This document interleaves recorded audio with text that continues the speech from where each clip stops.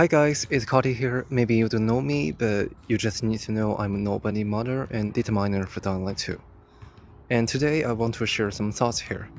The first story DLC for Dying Light 2, Bloody Ties, is around the corner, and I personally is looking forward to it, but I can also see how the players are expecting it, how they reacted to the promotional materials is kind of divided.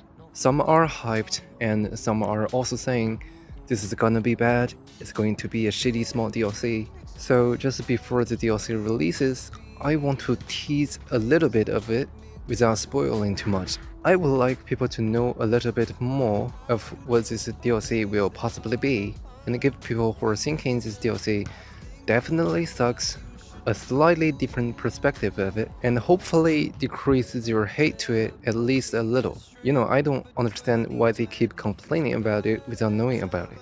Bloody Ties, in its codename, is DLC Opera. The story mainly takes place in an opera house, aka the Carnage Hall. The story was based on a cult quest during 2020 or 2021 era called Outpost, which once was supposed to happen in Elysium, a cult region in the game.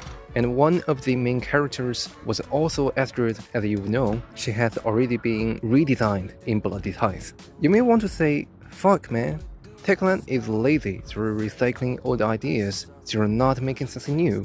But I'm gonna tell you, the story is not a lazy copy-paste from cult content. The Outpost is a quest which won't take you much time to finish, and Timon, the beloved Dying Light franchise director, has said Bloody Ties have a 6 hours plus chunky story. They reused the opera concept, yes, but everything's being redesigned. The story is almost completely different. The original quest logic is not something complicated, but the DLC story has some good building ups for characters and plot twists. I don't want to spoil the story, so I won't talk about it now. I may consider doing a how the story evolved months after Bloody Ties released though. And now I can give you a glance of how the visual part of it iterated. So on the left is a prototype, very unpolished opera entrance hall from patch 1.4 back in June. And on the right is the iterated version in 1.5. Needless to say, its appearance took a massive leap. The statues, the lighting, and other decorations, they all got so much better in the process of development. So they did pretty good parchment to the DLC during the delays, although it's highly questionable what Techland was planning when they promised first story DLC will come in June at the start of the release, as the DLC would very likely look plain like this, just with proper lighting. I'm thinking it's where most players' attitude to it divided, by the way. For some who never know what DLC 1 should be about, they may feel like, okay, that doesn't look that interesting to me. But for me, who data mine stuff and know how the prototype looked earlier, I just feel surprised, and it's a wow for me when the trailer reveals the interior's look, because I can see the iterations. And there are intriguing stuff in the story too, so I would say I'm positive about it. But as a guy who really hates stupid statements, I'm sorry I have to say some mean stuff.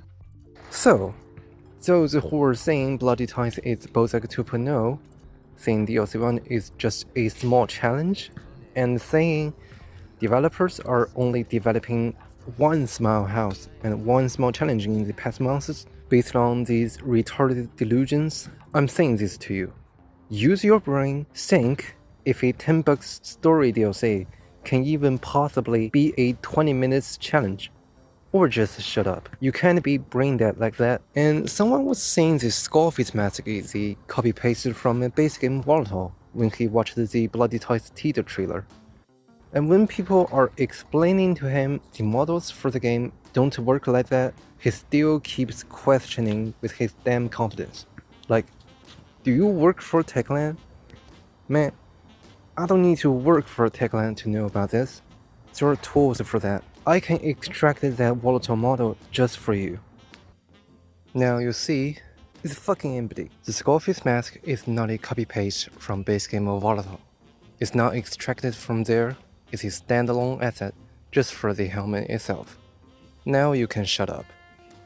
Okay, As I've seen, Bloody Times is a promising DLC. There will be more interesting things you should see for yourself when it releases. So that's all about the video. If you like it, please don't mind leaving a like and subscribe. I will do more content in the future. Thanks for watching. See you later.